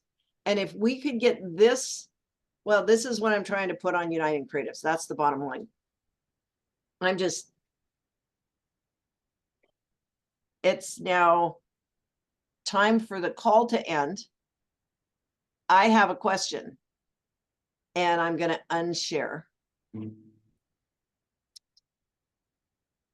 Can we make an agreement amongst ourselves over the next 8 weeks? Is it possible that we could get enough of your attention, Edward and Hugo, to work with us and us bring you everything we know how to bring for the next 8 weeks at 7:30 in the morning, 1 hour a day, 1 hour that day, 7:30 in the morning, to put together a plan and to record what we're doing and to use it as a working model for how we're going to change the world in 1.5 years. Because there's no reason we can't start doing it, and you can't do it one piece at a time. The world has to change. Our consciousness has to change. Our emotional intelligence, our colonization, our attitude has to change. If you don't do it all at once, nothing moves fast enough. It's like trying to have a half of an orgasm. It doesn't happen. Okay. If you want to create and birth a new life, you have to do the whole thing at one time. So why don't we just record ourselves doing it, and we'll bring John on the call perhaps next week. If he could join us on Thursday, he could share with us what he has to offer the platform. And with his wisdom tied together with the wisdom that Hugo and Edward have, and Tracy, if you and Roz are working with us on the Uniting Creatives platform to figure out what's working there and get ourselves linked there so we can start seeing who's on the same page doing regeneration for the planet. And then we'll find out which systems can help us make it acceleratable, usable. I mean, we're like down at the Grange Hall trying to figure out how to put it together. Let's put it together. And let's just have each one of us do it. I know that I've scheduled 12 noon calls for grandmothers for the next 8 weeks. And I've just brought on a woman who's an amazing quantum, she's a shaman person that's also a neurophysicist, expert in autism. She's willing to come on and possibly work with her. Her name's Diane, and she's from down in your territory. Actually, she lives up here now. But we've got people who have resources who we can bring to the table. Let's just work for 2 months and do what we can and have a model. Why not? Yeah. So you're asking for like a sustained, committed collaboration amongst us. I am. For the next 8 weeks. Yep. At least. And I'm asking at 7:30 in the morning for all of our strategic minded people to show up for 1 hour to 2 hours. And I'm asking at 10 o'clock is my team of grandmothers, I might have said noon, I meant 10. My team of grandmothers and elder women who have wisdom, they're not to be dismissed as grandmothers, I'm telling you. And then, and I'm going to expand that to 10 o'clock call to grandfathers who have wisdom also, because there are shaman grandfathers and wise elders who are working at all classes. And there's probably kids who are really brilliant. And if they fit, we'll bring them in too. That's the leadership development, community development group. And then at noon, I want the people who are actually going to present on the 25th to the 27th. I want 3 tracks of people working, one of them working on what is the possibility and how does it work that we can change the world. That's like one of the days. So we give the possibilities, and this would specifically be something where Hugo and Edward and maybe John would be my 3 top producers who talk about how do we use technology and tools and clarity with intention to actually make changes in the world, because we can't use technology without heart. It has to be combined. And so we have to team it up. And then the second day, we'll have David, you and Brian and maybe Jamie and talk about the water and the water quality of the Pacific bioregion and why it matters. The water that's coming out of the forest at the Mount Baker Forest. We got incredible water and it's coming out. And we have to take care of it. And it's coming right down and right through all of our waterways out to the Pacific. So that's the second day. And then the third day, let's get back to the grounds and say, okay, how do we change our local systems and help our local projects get funded and get their boots on the ground? Because when we build the mosaic of the small guys and you put it into one big thing, we can write one big business plan and get the millions that we need. That's my thought. Edward. Yeah, 2 things very quickly. I have to leave. I had another meeting at 10. And the other thing is, I need to think it over. I need to talk with Hugo, because right now we are really concentrating on trying to get funds. So we have a very narrow bandwidth to start a new process of designing pathways to the future once a week if we don't get the money we're needing to survive. So we do have to concentrate very strongly. I had asked Hugo to give us 2 sessions. We have those. I don't want to ask him here if he Sure. can do more. But I know he's also busy looking for alternatives. Sure. And so for us, it is a priority to really try to get something for getting seed funding. So I don't have problems with getting involved in something that has already some seed money to cover time and effort and everything else. Otherwise, we're just going to keep on looking for new alternatives and new processes, which will take a while to harvest. And we are already past that point in both our personal lives. So for us, it is really important to be able to move forward, to get funding proposals, to get people involved, to get some of your rich neighbors, Joy, wanting to. And the other process may lead to that, but it will take at least 6 months to a year till we have something that is fundable. So we would probably need to work on something very concrete right now. Make it concrete and do it. You guys have, like, however we can support you as being the people. You could come present the first hour or first half an hour of every session to help us get the funding and the focus. And I'll put Roz on it to look for where all we can get funding. And then make, if that, because I'll tell you what, there's nobody out here who doesn't need funding. So if we focus on getting funding so that we can focus on getting all of us funded and start with a seed and then build your thing off of it, because you're building that already. Help us do it. Focus. Yeah, and I have people waiting, so I really have to disconnect now. Bye. Thank And you. we're going to Sure. record and submit, take the first part of this presentation, make it as a complete presentation and email it to all of you. Thank you. Thank Wonderful. you. We're on to something, folks. Trust me, we're on to something. Yep. Hugo. But we got to feed each other too.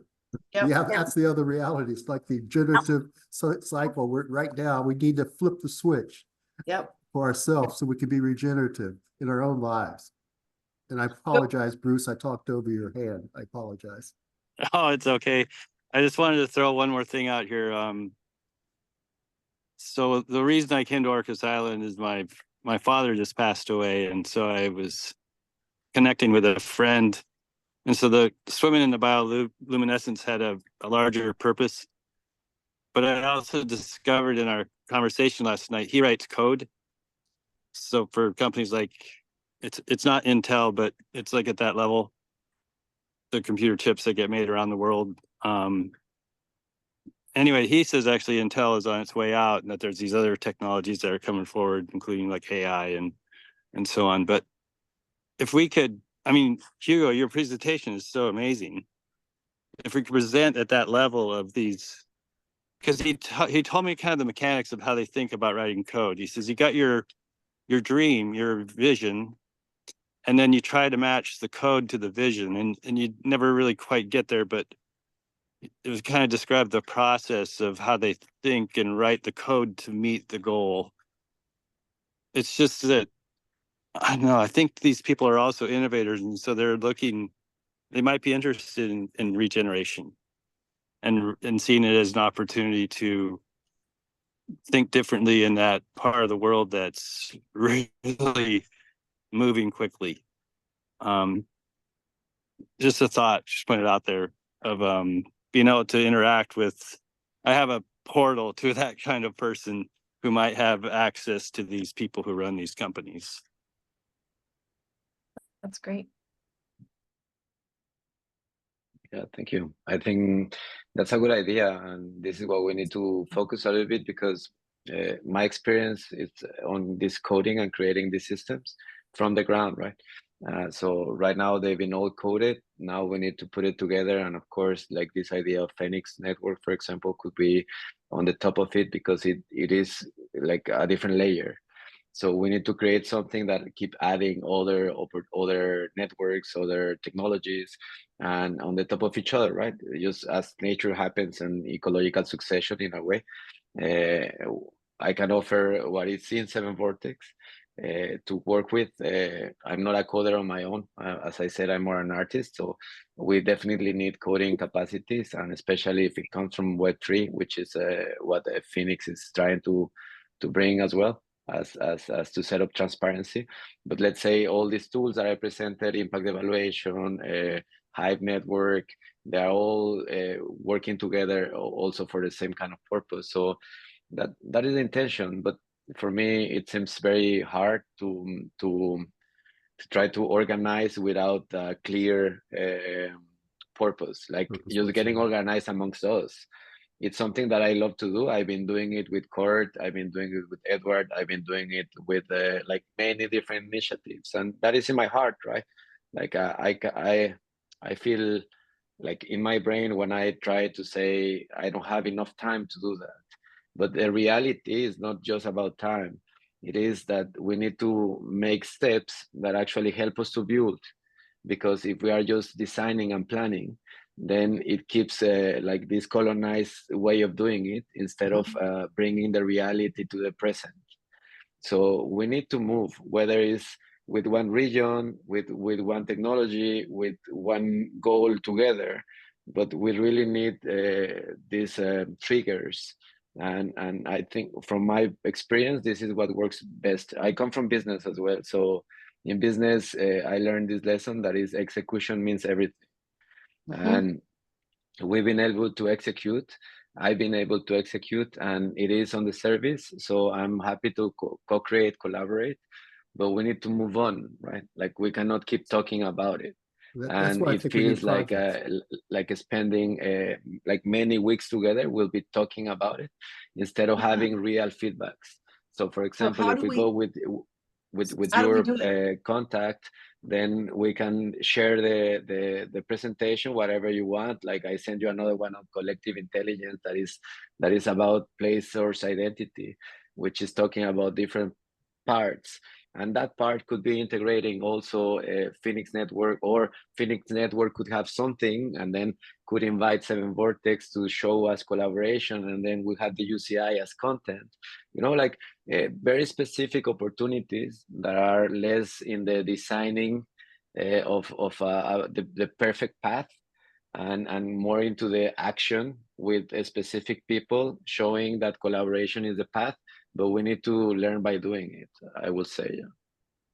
So if you had if you could maximize your time to get all of your needs done and actually do what you need to have done so that you can get funded, so Edward can get funded, because that's what started me working on this in the first place, is if we don't have funding for the grassroots and the earth, we have no funding for anything else. And if we don't have funding for you to help him get the funding for grassroots and the earth, then we have nothing. So what if Yes and no, Joy, because let's say that, as you can see, the platform is already delivering numbers, and it has been online for 7 years. So it is not you build it or it doesn't work. Like, for example, when I see the regions that you are talking about, first of all, we agree on something, that where do we want to go as a community. So we need this collective understanding that happens through Seven Vortex. Then you move into the rings, because you need to set up goals, and the goals help you to transform and to understand that you went from point A to point B, and you want to go to point C. And this is what the rings has been doing. So I'm not anymore in the analysis paralysis. Like, Right. I've been working on regeneration for a long time, and I keep doing my work. I keep doing my spiritual work as well. Let's say that it is not just coding. I don't even like computers as well, but it is more like the spiritual voice that I heard, that I needed to intervene the digital realm. So I'm doing it, and while this happens, I'm also working in regeneration in Cali, which is my hometown, and in Colombia for the next COP, for example. So I'm also raising money on that side. So I don't know, it's one way or the other. It is not just this way, but that doesn't mean that we are not doing regeneration. Like that, what I like the most from the regeneration is that it comes from the inside out, and you are all doing it, and you are all working it. So if we can already keep moving forward with all what we have shared, as Tracy said, we are already doing it. So it is not black and white, but we are more in the sustainability resilient part, and moving into regeneration. Let's keep our hearts open, and let's see where the opportunities come from, and let's put this intention, like whenever I can, I will join. But I don't feel to commit for 8 weeks. Usually I commit for 3, and they've been already 2. Because once that you have these 3 weeks, then you see if you are actually moving somewhere, or you have shared as well as much as you could, and it could go into different directions. But this is from my experience in business and marketing. So Hugo, are you willing to commit for at least 3 weeks? I committed. I can commit for another one if you bring some content that could be interesting. Like I already committed for. I've been here for 2 weeks, right? And this will be the 3rd one, just to see if there is something concrete that we can work with. And let's try our best shot. And this is about the present. It is not about the conference that will happen in 1 month, but it is about trying to harvest the opportunity that we could bring together in the present for next week. So if we were to bring you, John, and 1 or 2 of the other people that I know of that might be good to collaborate on building the program that we need to build, right? And we focused it on how do we help each other go get funding. And then let's look at 1 day and 1 hour. Would you be willing to do the conference in September to present everything that you're doing for an hour? Like, the conference is fine, and I can help you with that. And if you invite me to different things, I can also do it. So it is not related specifically to the conference. It's related to designing forever, right? Yeah. And it is more about that. Like I'm eager to get hands-on. So whatever is small, big, or but as Eduard said, we also need to feed our families in a way. Yes. And I'm That's right. eager to prove that we can do regenerative business, as you saw in my presentation, because there's nothing wrong with making money. Oh, Which is no, wrong it's is good. making money and destroying the world. Yes. That's So right. we need That's to right. show that we can create better businesses that actually add value to the system as a whole. And this is what we're trying to do. And of course, it's about symbiotic relationships, collaboration. This is what all nature is telling us all the time. But it is not so easy to go through this path. So I'm happy to collaborate with whoever. In general, like I'm no ego. I'm trying to present my part to co-create with others, but we need to get on, right? Like and so if, for example, this kind of context that Bruce is telling us, he might have a different perspective. So why not trying to reach a different audience, right? Which is not just us, and Right. then he will tell us the truth, like this is bullshit, this is not working, or this is impressive. As far as I understand, you are in the same line that we're all talking. So we can level up the conversation already with him. Okay. And if that helps you, Bruce, to bring the bioregion forward, then that was the goal of our 3 sessions, right?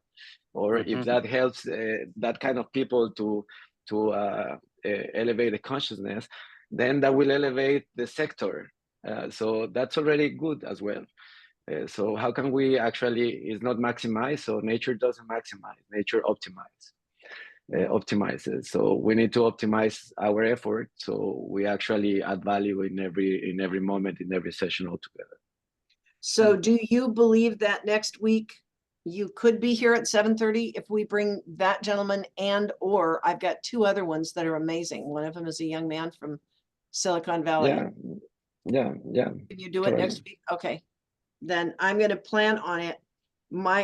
As long as I know that I can schedule it, then that's awesome.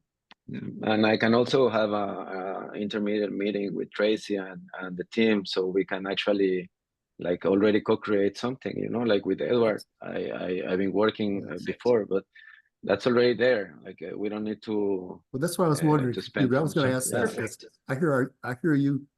There are different kind of actions that we need to take simultaneously. Yeah. And so I think part of what we've been building in some ways in these kind of gatherings is quite honestly, we're trying to build a platform of trust so that you're on the same page, at least in terms of trying to create what I call the beloved community spirit, and then the different ways that we can create those things. And so some of you just have that gift of the technology and figuring out to take it to new places. Some of us are dealing with how we create human communities and how we have to change the story in people's minds and hearts. And so I think that's what we're doing that hasn't been done before. We're doing this in an international way on a multicultural, multiracial, anti-oppressive way. And whatever we want to create, it needs to involve the others. Like everyone has to be included. It cannot be just 7 Vortex. It cannot be just Phoenix. It cannot be just UCI.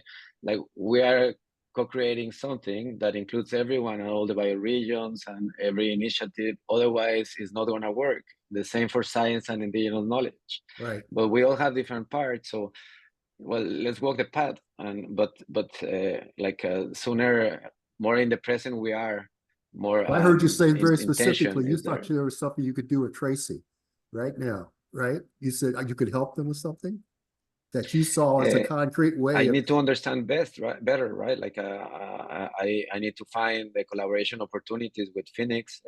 But let's say one of my visions that I got like a long time ago, and one of my flagships is Rainbow Phoenix.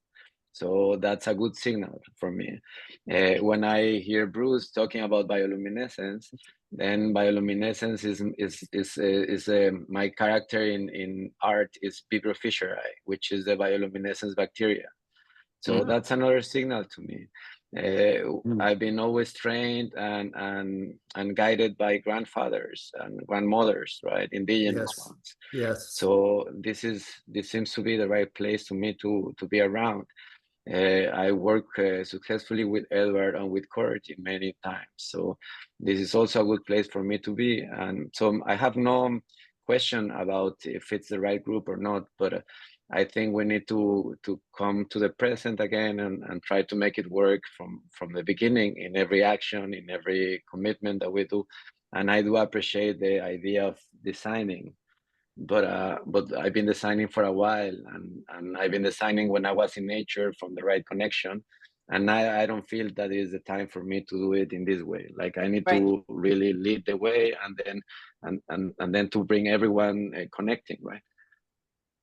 So you lead the way, man. You got Mhm. to tell us what needs to That's be exactly done. right. I'm saying. I'm going, hold on, I'm gonna talk with Tracy and John on Monday. We've got a conversation coming. Can we solidify that and maybe even invite you to join us if you want to have a direct conversation? Hugo, we could tell you what we're doing on Monday. You said 9, 10, 11. Tracy, is there a time that we could invite you? And if you want to join, you're welcome. Like And if you don't- 2:30, Huh? 9, 10, 11, or 2:30. 9 o'clock Pacific time on Monday. So specifically next week on Thursday, I will be on the road for Monday. all day long. Next Okay, what- Thursday, whatever else, like Monday, I can be there. Like next Okay. Monday, I can be there. But just I said that in next Thursday, I will be there, and I'm realizing that I have a road trip all day long with my family, with my kids, so I cannot make That's them fine. wait for like 1 hour and a half So in the the gas following, station. would the following Thursday work for building a larger collaboration? But we'll let you know when we can work at 9 or 10, 9, 10, 11, 12. Well, I don't know what time is your time, if it's 9 That's a.m. what I'm not clear about. What's the Pacific, time what's it, your difference? time? I'm in Central Europe. So Okay. that would be instead What of. So time what is time it is there it right there now? now? It's Hugo? 18:26 right now. So that would work. 9 o'clock in the morning, our time would work for you. It's just a day. It's just a bad day because I will be on the road. But Monday, let's say that Monday. I'm talking about Monday. Okay, Monday, next Monday. The issue is That's clarifying August the the 12th. time Yes, first. I'm open. I'm open. Yeah. Okay, so let let's me know at confirm what it. time, and Let's and that's confirm it with him at 9 o'clock on Monday, Tracy. And I'll send out an email link to the Zoom call that I normally use. Because this is Edward's Zoom call. I'll do it on my own Zoom call. And then I'll schedule you, Hugo, for 2 weeks, not this next Thursday, but the following Thursday for technical people.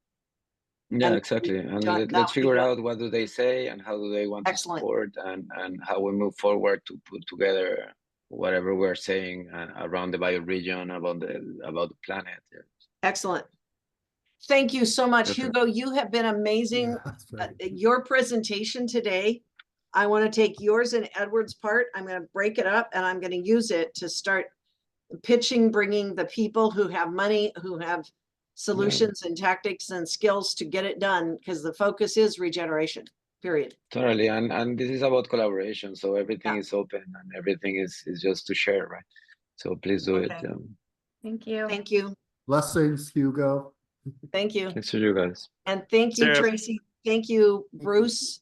Let your guy Oh, know thank that you. we're interested possibly in talking to him. Yeah, let me, Bye-bye. is there a way to get a recording of this? So I I'm can gonna show put it, them? I'm gonna post it Hi. in the Uniting Creatives platform, I'm gonna post it in there. And I'm gonna send every one of you guys invitations to make sure that you're now collaborating through Uniting Creatives. And that's what Tracy and Roz are helping me do. And that's the right And way to also, go. yeah, and also these types of conversations we can also have on Fridays if there's any organizations you know of that are doing this type of work, leading the way in climate crisis solutions. We have a Friday platform where we invite them to speak, and kind of like what Edward and Hugo was just Hugo. doing, and then there's conversation afterwards about how can we move these forward, what connections can be made. So if you have any organizations or people in mind that are doing this kind of work that you want to spotlight or showcase, Perfect. we can do that on Fridays. So let me know. Perfect. That, Like- that just solved one of the major problems, because that means that we can take yeah, that's what you were trying to say before. Is that because we do have people who have projects, Yeah, and people who are working on those projects need to have a platform, and I don't have a good format to be able to showcase them, and I have to start it from the beginning. yeah, no, I you don't want to don't. start it from the beginning. Don't do that. Just invite them to Friday, speak at a Friday meeting, and I'll give you the link where they can just fill out a form, and I will take care of scheduling them and planning the whole thing and getting people there. And you can help get people there, of course. We'll collaborate on those things. So Yeah. part of What's this, your we're having, outreach? we're creating the communal meal Yeah. model, right? Yes. So so that everybody gets fed, and we have the nourishment from different places, and people can eat at different times. And I think that's it. So, but then we have the time of gathering and sharing. And so this is what I think we're trying to replicate that in some new ways, as I'm sensing it. We're just pulling the pieces in. Yeah, Yeah. perfect. Kurt, did I hear your Okay. voice and I cut you off? No worries. What was I saying? That's a good question. Something about connecting up with you, Tracy, on I put in the chat Larry Copewald and Eli Klein and so on. I've got a ton of people that I can refer you to in regard to the climate that are really outstanding, especially those two. Larry was the guy who wrote I think it was called Carbon Underground, and he's given a great presentation for the Uprising Together group here in LA. That's great. We would love to meet them, schedule them, learn more about them. If What's your you, outreach? what's our outreach? How many people do you connect up with on those programs? Not very many, like this, 10, 20 people. And but if we do this together, we grow it. So you That's invite your right. network, Right. Mel invites who he knows, Bruce invites who he knows. Right. Not everyone is interested in every topic. That said, it's okay if it's small, because actually smaller works, because Right now. that right now is working well. If we had 20 people, not everyone would get heard, not everyone would even be interested. So it's, We're building pods is what we're doing. Yeah, We're building that's a pods good- all over the place. And then the synergy of the pods is what creates the collective glue yeah. that sticks it all together. So this is Yeah. perfect. Yeah. So, Tracy, because of you and Roz being together down there, I really do think it would be incredible if we could, Kurt, have a meeting, perhaps at, like, have a 1 or 2 day event at Levy's, at his ranch place.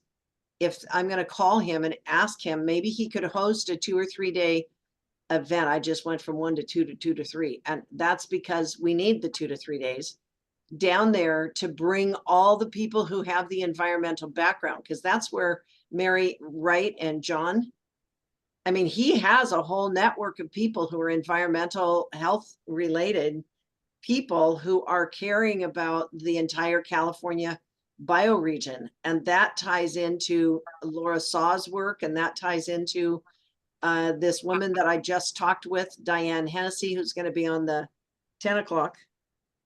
That name is super familiar. She's amazing, and she's a friend of Tottie's. She's been a friend of Tottie's for 19 years, but she's she's a global speaker on autism and mental health stuff, neurobiology, something, physiology.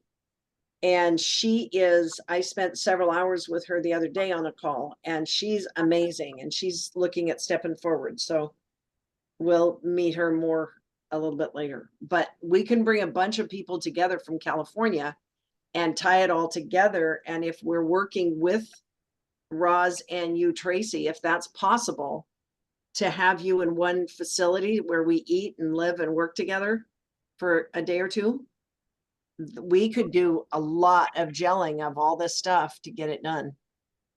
This could really quantum leap everything. So I'm just putting it out there as a possibility. Yeah, Okay. definitely. So thank you, Bruce. Thank you for joining us this morning. It really mattered. Oh, thank you, Joy. You were- Yes, this is you- beautiful. Yeah, it's happening. You got a real pod there, Bruce. What's that? I said you have a real pod Yes, opportunity. Yeah. I've got a Tracy, pretty I'm good gonna take- network. No, I believe that. I keep being, Need a you keep being surprising with your, with a the more. catalyst to get them all moving. Well, there you go. That's it. That's it. That's the stage. It's catalyzing now. We're envisioning. We've been envisioning. Now we need to catalyze and make real. So love you Yep. all. Thank you. Okay, guys, we're out of here. All right, thank Okay. you, everyone. Thank you. Bye. Are we on for something else, Joy, next? Yeah, 10 o'clock is, well, it's the women. It's that's when the Rose, grandmothers. if Rose can join us, that would be awesome. So I I, can have a break, huh? yeah, this is the women. I want to bring Well, the, Well, I know the you'll energy cause some together. good trouble. All right. and Zoom then in- we've got the 12 o'clock, which is to 12 actually o'clock. schedule the people that we want to speak during the September event. See you 12. Good Okay, work. Thank you. thank you, I will. Tracy. Thank you. Thank you. Good seeing you, Tracy. Where are you located, Tracy? Oop. She's right next door to you. She's up in Ojai. She's Oh, Santa good. Barbara. Oh, She's perfect. like a couple miles from Roz. Uh-huh. So that's why it's important to have her connected. Oh, yeah. But she needs food. She needs actual money Yeah, I know also that. to pay her bills. Okay. Okay, my dear. See you soon. Yep. Bye. Bye. Good to see you, Bruce. We'll talk later. See ya.